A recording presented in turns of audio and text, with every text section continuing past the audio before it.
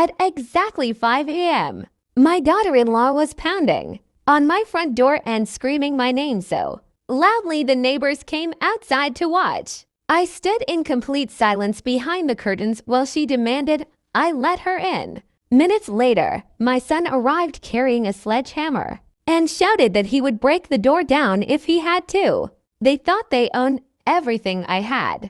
What they did not know was that someone was already inside the house with me. And when the door finally opened, the truth standing behind me changed their lives forever. My name is Eleanor Vance, and at 72 years old, I believed I had spent my entire life building something meaningful for my family. My late husband Henry and I worked for decades, saved every dollar we could, and eventually paid off a beautiful home that became the center of every holiday and family gathering. After Henry passed away, I felt an emptiness that nothing seemed to fill. So I leaned heavily on my son James and his wife Rebecca. I trusted them completely because they were family and I assumed they wanted what was best for me. For several years, everything appeared normal. But slowly I began noticing small changes in the way they treated me.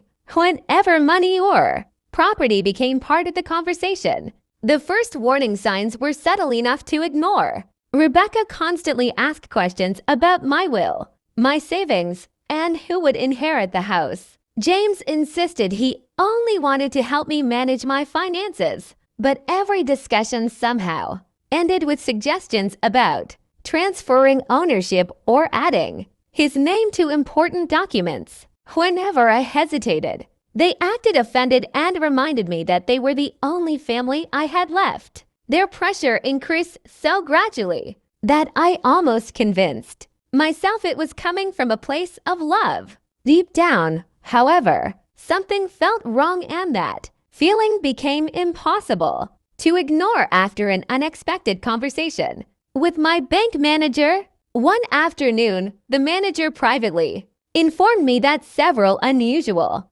inquiries had been made regarding my accounts. Although no money had been taken, someone seemed extremely interested in understanding how my assets were structured. The information disturbed me because I had never authorized anyone to investigate my finances. Around the same time, I overheard Rebecca speaking on the phone about renovations she planned to make to my home one day. She was describing changes as though the property already belonged to her. For the first time, I seriously considered the possibility that my son and daughter-in-law were more concerned about their inheritance than about me as a person.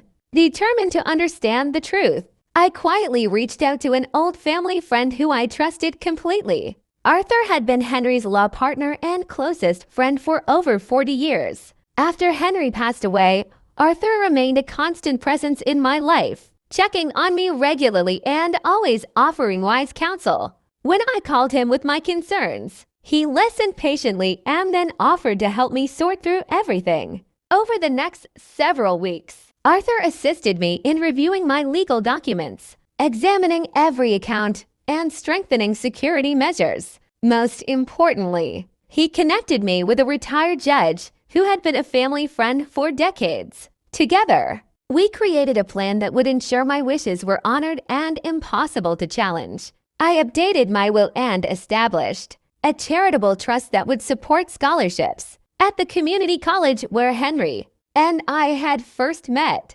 Education had always been important to us, and I found comfort knowing my savings would create opportunities for young people who otherwise could not afford college. The retired judge agreed to witness the final paperwork, and Arthur made certain everything was legally binding and secure. By the time everything was completed, I felt something I had not experienced in months. I felt at peace. I had not done this to punish anyone. I had done it to protect my independence and to honor the legacy Henry and I had always dreamed of leaving behind. But I knew the conversation with James and Rebecca would be difficult, and I dreaded the moment when they would discover that their plans for my property had changed. 3 days later, the storm arrived. At exactly 6 o'clock in the morning, Rebecca began pounding on my front door. Her voice echoed through the neighborhood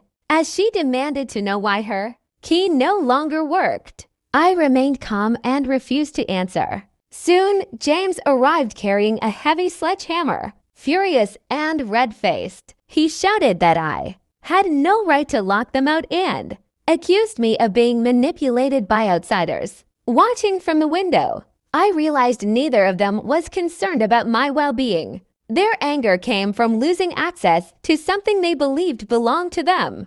As their shouting grew louder, a black vehicle pulled into the driveway.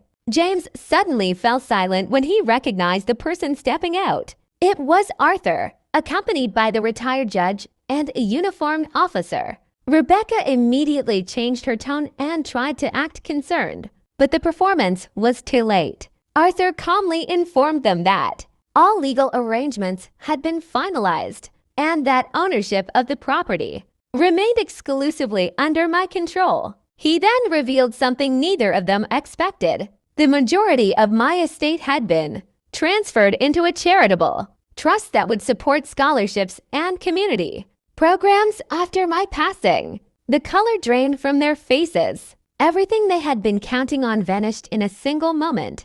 James argued. Rebecca cried, and both insisted there had been a terrible misunderstanding. Then Arthur produced copies of documents showing exactly how the trust was structured and explained that every step had been witnessed and legally verified. Their excuses collapsed instantly. The people standing in front of my house were forced to confront their own assumptions in front of witnesses. For the first time, they understood that their pressure and entitlement had cost them far more than money. It had damaged the trust of the person who loved them most. As the meeting ended, I finally opened the door and stepped outside. The neighborhood had gone quiet and everyone was waiting to see what would happen next. I looked directly at my son and told him that inheritance can be replaced, but trust cannot. I explained that wealth was never the real issue. The issue was that they had stopped seeing me as a mother and started seeing me as an obstacle to what they wanted. Neither of them could meet my eyes. Without another word, they walked away, leaving behind the future they had spent years planning. Months passed and life became peaceful again. The charitable trust began helping students pursue education they otherwise could not afford. And I found comfort knowing my savings would create opportunities instead of fueling conflict. I received letters from young people thanking me for the scholarships, and each one reminded me why Henry and I had worked so hard in the first place. We had wanted to make a difference, and now that dream was finally coming true in a way I had never expected. Then one evening, I received a phone call that changed everything. It was James. He did not ask about money or the house. Instead, he spoke with a voice I had not heard in years, a voice filled with regret and genuine emotion. He told me that losing access to my trust had forced him to examine his own behavior. He realized that somewhere along the way, he had stopped being my son and started acting like a businessman calculating his profits. He had been so focused on what he would inherit that he had forgotten to appreciate what he already had. A mother who loved him unconditionally. Rebecca came to the phone next. She apologized sincerely, admitting that her own family had always prioritized money over relationships, and she had carried that broken mindset into our family. She told me she had been wrong and that she wanted to rebuild something real with me, not based on what I could give them, but on who we were to each other. I listened to both of them and felt something soften in my heart. Forgiveness did not come instantly, but I recognized that their apology was genuine. Weeks later, James and Rebecca visited me for the first time since that terrible morning. They arrived without demands or expectations. We sat in my living room and talked for hours, not about wills or property, but about memories, hopes, and healing. James told me stories about his childhood that I had almost forgotten, and Rebecca shared her own struggles growing up in a family where love was always conditional. For the first time in years, we were not discussing assets. We were simply being a family again. Looking back, I realized the greatest lesson was not about money or property. It was about recognizing who truly values you before it is too late. The morning my son arrived with a sledgehammer, he expected to break down a door. Instead, the truth broke down every wall that had been hiding behind a smile. They thought the house was waiting for them. They thought the locks were the problem. They thought the door hid their future. But when that door finally opened, they discovered something far more powerful than an inheritance. They discovered the truth about themselves, and that truth set all of us free. Today, my home is once again the center of family gatherings. James and Rebecca come for Sunday dinners, and their children play in the yard where Henry and I once dreamed of our future. The scholarship trust continues to grow, helping young people build their own futures. Arthur and I meet for tea every week, and he often reminds me that Henry would have been proud of how I handled everything.